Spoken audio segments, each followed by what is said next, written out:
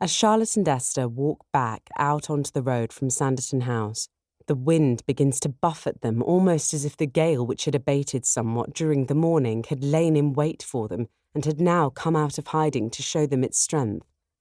Soon Charlotte and Esther are holding on to their bonnets and skirts for dear life as they bend to the merciless wind. They are just at the point of turning back to Sanditon House when they hear the sounds of horses and carriage. Heads down against the wind, they hear rather than see the carriage pull to a stop near them.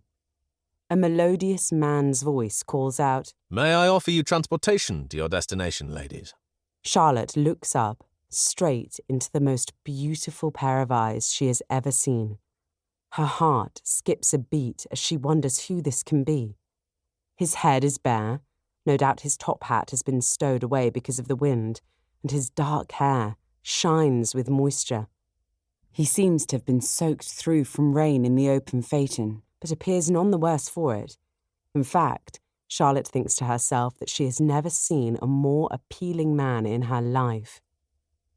"Yes, sir," Charlotte responds. "We have but a short way ahead of us, but because of the wind and the rain, we shall welcome a quicker journey to our destinations." Esther speaks up.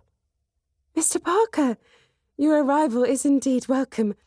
My companion, Miss Charlotte Hayward, and I were on our way from Sanditon House when this abominable wind and wet came up to challenge us.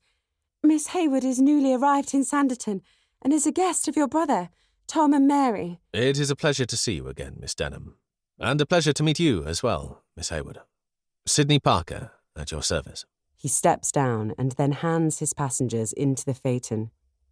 Once they are safely settled, he coaxes the horses into motion and then asks where he may take them. "I shall appreciate your dropping me at Denham Place," says Esther. "And I shall be going to Trafalgar House," replies Charlotte.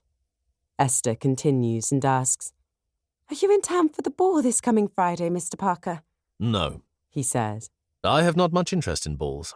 I find them vexing and full with irritating and fulsome conversation." "But you do not like to dance, Mr. Parker?" questions Charlotte. "Dance is a chore, a civility with which of course I must comply, but I cannot say that I find it of any interest otherwise," he responds. Charlotte thinks, yes, a man to grace any woman's dance card who does not wish to dance other than to meet an obligation. I cannot fathom it, but I have been warned of him, and I am sure I shall learn more of his mind while he is here in Sanditon. After dropping Esther at Denham Place, Charlotte and Sidney continue on to Trafalgar House. On arrival, Sidney hands Charlotte down and then turns his phaeton over to the stable boy. They approach the front door together, ring, and are admitted by Morgan.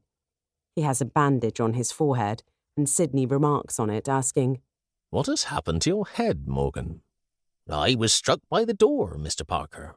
Day before yesterday, as I was admitting Mr. Tom Parker, the wind took the door and gave me quite a whack. Miss Hayward was my surgeon, saving me from the loss of considerable blood. I am today feeling quite well, thanks to Miss Hayward." "Very good, Morgan," he says.